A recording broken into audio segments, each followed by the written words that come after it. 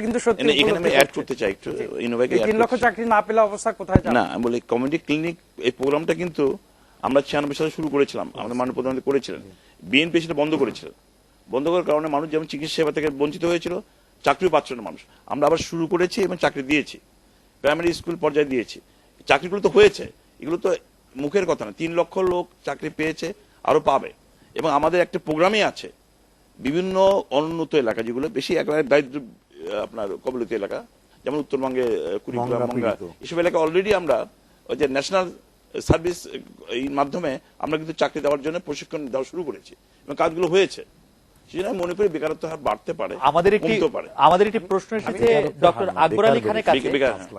Doctor Akbar Ali Khan, একজন দর্শক জানতে চেয়েছেন যে সরকারি কর্মচারীদের কর্মকর্তাদের বয়স 2 বছর বাড়ানো বাড়তে থাকা বেকার সমস্যাকে আরো প্রকট করে তুলবে কিনা। সরকারি কর্মচারীদের বয়স বাড়ালে পরে প্রথম দিকে বেকার সমস্যা প্রকট হবে। তার কারণ হলো যে রিটায়ারমেন্ট কম হবে, এবং রিটায়ারমেন্ট কম হলে রিক্রুটমেন্ট কমে যাবে। অবশ্য সরকারের পক্ষ থেকে যুক্তি দেওয়া হয়ে থাকে যে যেসব পদ খালি পড়ে আছে সেগুলিতে তারা চাকরি দিবেন, কিন্তু যেসব পদে রিটায়ারমেন্ট হচ্ছে না সেগুলি রিটায়ারমেন্ট হলে পরে আরো পদ সৃষ্টি হতো, তো সুতরাং আরো চাকরি দেওয়া সম্ভব হতে পারত। জনাব আকবর আলী খান, আপনাকে অনেক ধন্যবাদ আমাদের সাথে বাসা থেকে যোগ দেওয়ার জন্য। জনাব মোহাম্মদ নাসিম, আপনার কাছে জানতে চাইবো একটি ভিন্ন বিষয়ে, যে সেটিও একটি রাজনৈতিক একটি খুব আলোচিত বিষয় এখন। সেটি হচ্ছে যে জাতীয় পার্টি বা এরশাদ সাহেবের অবস্থান নিয়ে আমরা দেখতে পাচ্ছি গত কয়েকদিনে জাতীয় পার্টি অনেক বেশি সমালোচনা করছে আওয়ামী লীগের বিভিন্ন কার্যক্রমে। এরশাদ সাহেব একটি রোড মার্চও করেছেন। আপনি বিষয়টিকে কিভাবে দেখছেন? না, জাতীয় পার্টি বা এরশাদ সাহেব তো একটি ভিন্ন দল করেন, তাই না? জি। এবং তারা আমাদের মহাজোটের অংশীদার হতে পারেন, এবং একটি নির্বাচনী ঐক্য হয়েছিল, মহাজোট হিসেবে তারা আছে। কিন্তু তার নিজস্ব কিছু চিন্তাধারা থাকতে পারে, তার দলের কর্মসূচি থাকতে পারে, এবং তারা যে কর্মসূচি করছে বা আমাদের সমালোচনা করছে, এটা তো অনভিপ্রেত কিছু নয়।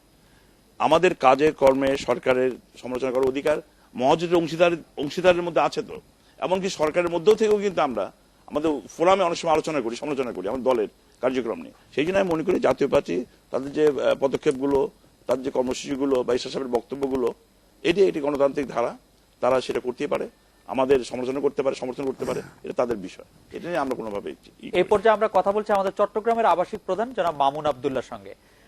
জনাব মামুন, আপনি আমাদের একটু বলবেন যে চট্টগ্রামের যে রাজনৈতিক পরিস্থিতিটি আপনি দেখছেন বা চট্টগ্রামের যে রাজনীতিবিদদের যে আলোচনা আপনি শুনছেন, সেসব ক্ষেত্রে আজকের অতিথিদের সাথে সেই সব আলোচনার কোন রকম মতবিরোধ, মতদ্বৈততা বা সহমত দেখতে পাচ্ছেন কিনা, বা কোন জায়গায় দেখতে পাচ্ছেন? আপনি এতক্ষণ আলোচনা শুনছিলেন, আমাদের সঙ্গে ছিলেন।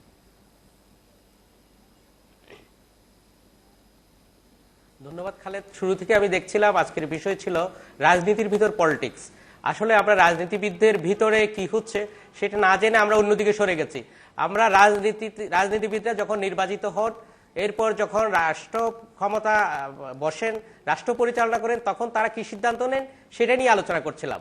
কিন্তু রাজনীতির ভিতর যে আজকে কলুষিত হয়ে গেছে, রাজনৈতিক দলের নিবেদিত কর্মীরা যখন নির্বাচনের আগে এসে নির্বাচনের সম্পূর্ণ প্রস্তুতি নেওয়ার পরও যখন রাজনীতিতে নির্বাচনের আগে দেখা গেল তারা নির্বাচনে অংশ নিতে পারছেন না, অন্য দল থেকে এসে কিংবা বহিরাগত একজন এসে নমিনেশন পেয়ে যাচ্ছেন, নির্বাচিত হয়ে যাচ্ছে, তখন যে রাজনৈতিক দলের মধ্যে এক ধরনের অস্থিরতা, মাঠ পর্যায়ে যে এক ধরনের হতাশা দেখা দেয়, সেটার বিষয়ে কিন্তু আজকে আলোচনা হয়নি।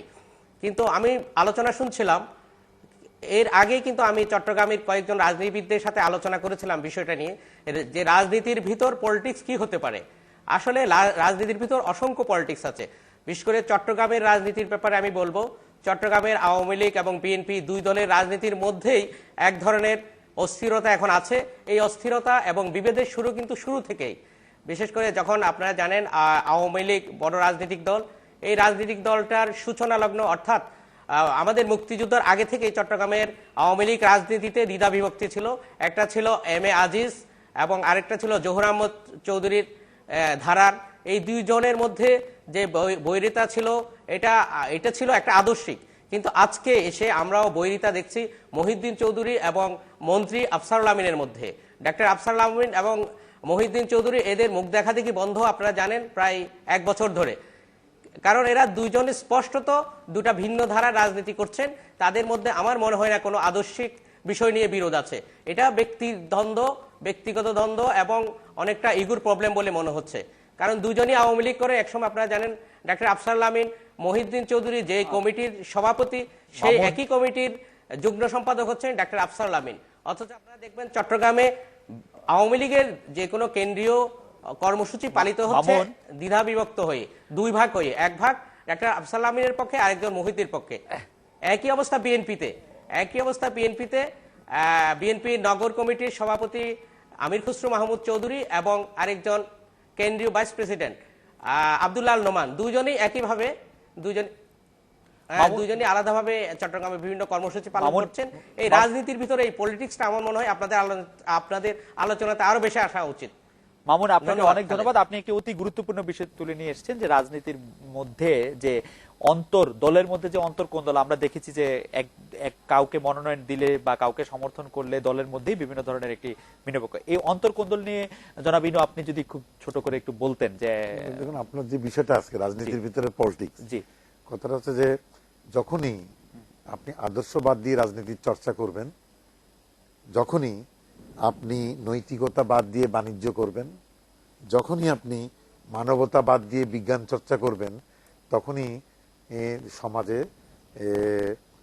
সংঘর্ষ হবে, সন্ত্রাস হবে, রুটস অফ ভায়োলেন্স। এই কথাটা আমি গান্ধীজির কথা বললাম আর কি। এই কথাটা হচ্ছে যে ক্ষমতার আগে মানুষ যদি রাখেন, তা রাজনীতির ভিতরে পলিটিক্স ঢুকবে না। যদি মানুষের আগে ক্ষমতা রাখেন, মুনাফার আগে মানে মানুষকে রাখেন, অথবা মানুষের আগে মুনাফাকে ধরেন এবং মানুষের আগে রাজনীতির চর্চা করেন, তাহলে রাজনীতির ভিতরে পলিটিক্স ঢুকে যাবে। যেমন রাজনীতির ভিতরে এরশাদের যে সাম্প্রতিক কর্মকাণ্ড, এটা হচ্ছে রাজনীতির ভিতরে পলিটিক্স ঢুকে গেছে আর কি।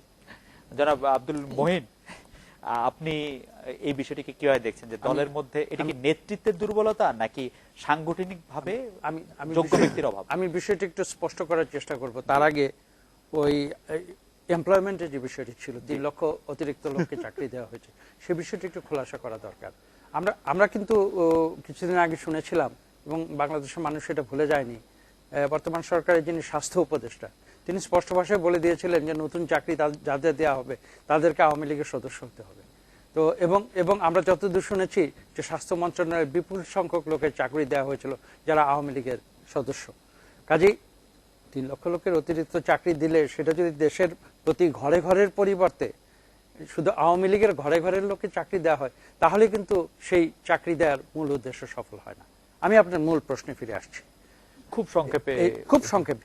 চট্টগ্রাম, আমি আপনাদের যিনি প্রতিনিধি, তিনি যে বিষয়টি বলেছেন, আমি কিন্তু মনে করছি না যে আজকে যে আলোচনার বিষয় রাজনীতির ভেতরে পলিটিক্স, আর তিনি যে বিষয়টির বেশ দীর্ঘ ব্যাখ্যা দিয়েছেন, সেটা এক জিনিস নয়। তিনি যেটা বলেছেন সেটা হচ্ছে দলীয় রাজনীতির ভেতরে পলিটিক্সের বিষয়টি।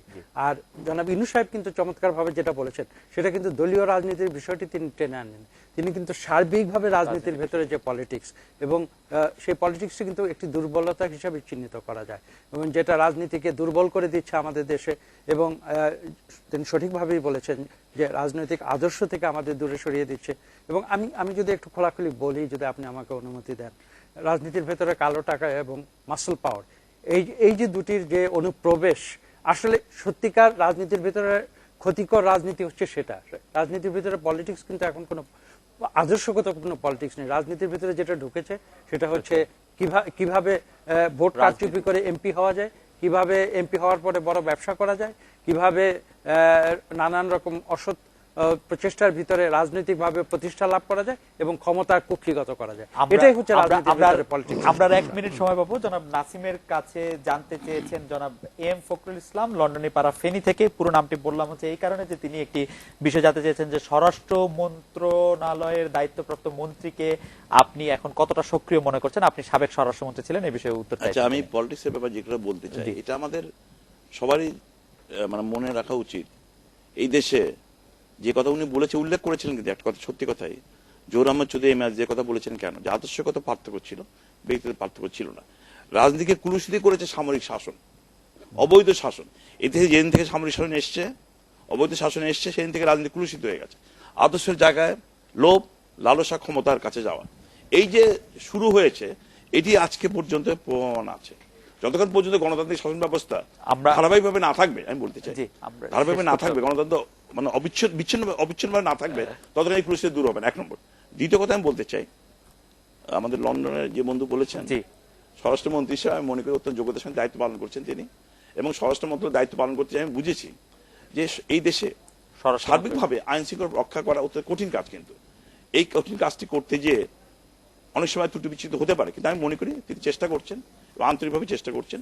তিনি, আমি মনে করি যে অনেক ক্ষেত্রে তিনি সফল হচ্ছেন, মানে এই দেশে জঙ্গি দমন হয়েছে, আজকে আপনার সন্ত্রাস। আমরা আর সময় পাবো না, আমাদের এই ছিল আজকের বাংলাদেশে, এই ছিল রাজনীতির ভিতর পলিটিক্স অনুষ্ঠান নিয়ে আপনার মতামত বা প্রশ্ন পাঠাতে পারবেন আজকের .বাংলাদেশ@independent24.tv এই ঠিকানা। আপনাদেরকে অনেক ধন্যবাদ জনাব মোহাম্মদ নাসিম, জনাব হাসানুল কিনু এবং জনাব ডক্টর আব্দুল মঈন খান। দেখা হবে আগামীকাল এই একই সময়। শুভরাত্রি।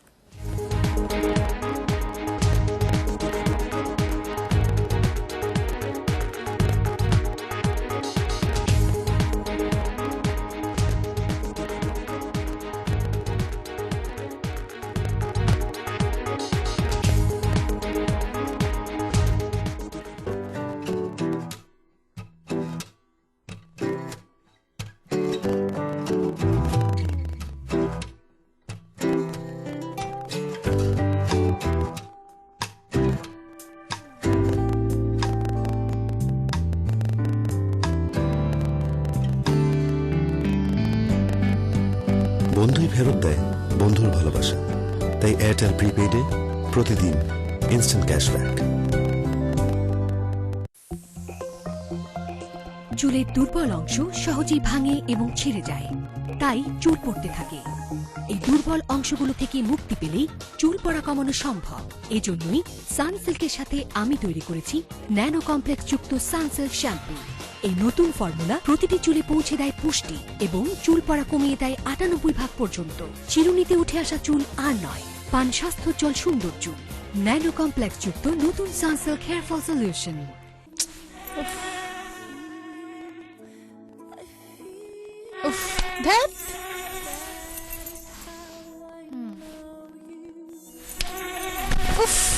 অসহ্য মশাদের উৎপাত নিমিষেই থেমে যাক। Expel. How about a second honeymoon? Bond's Age Miracle brings my second honeymoon. Buy Bond's Age Miracle 50 grams day or night cream and win a trip to one of the 7 romantic places of the world.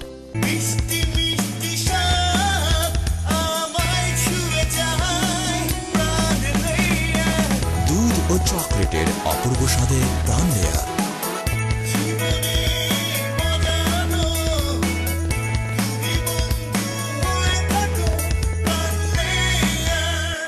Would you dare to step out without makeup? Their answer? No makeup? No way. So we asked women to take the Dove 7-day test. In just a week, they could feel the Dove difference. Why? Dove is different. With 1/4 moisturizing cream, it deeply nourishes for softer, smoother, more glowing skin. After 7 days, would they dare? Absolutely. Your turn. Dare to bear naturally glowing skin with Dove. Take the Dove 7-day test. বাজে filter দিয়ে কামানোর মিস্ত্রি করে না, দূর মিস্ত্রি থাকবো একেবারে শেষ। বাজে ফিল্টার লাগাইবেন, পানির চাপে ফাটবো। যান এখনই আরএফএল পিভিসি ফিল্টার নিয়ে আসেন। আরএফএল পিভিসি ফিল্টার স্লটগুলো অটোমেটিক মেশিনে কাটা, তাই কোনো বালি বা কাদা ঢুকতে পারে না। পানি থাকে স্বচ্ছ। আরএফএল পিভিসি ফিল্টার, স্বচ্ছ পানির guarantee data. How about a second honeymoon? Bond's Age Miracle brings my second honeymoon. Buy Bond's Age Miracle 50 grams day or night cream and win a trip to one of the 7 romantic places of the world. 8 out of 10 women have perfect hair. Who believes that? At Dove, we understand different hair needs, different solutions. Like last year, I overdid it with styling, and that left my curls really rough. Like what happened to my curls? Then a friend recommended Dove. New Dove Dryness Care with Micro Moisture Serum. Now my curls feel like they're supposed to. Soft. Samia recommends Dove. What about you? Now, with Dove shampoo, get a conditioner free. When skin loses moisture, it becomes dry and lifeless. New Lux International Creamy White with Swiss moisturizers will give your skin 20% more moisturization compared to ordinary soaps. Give your skin all the care it needs for everlasting softness. Lux International Creamy White. It's not just soap, it's skincare. Basudha island, কুয়াকাটায় সাগর পাড়ে একমাত্র পরিকল্পিত নগরী। একটি plot কিনুন, বংশানুক্রমে উপভোগ করুন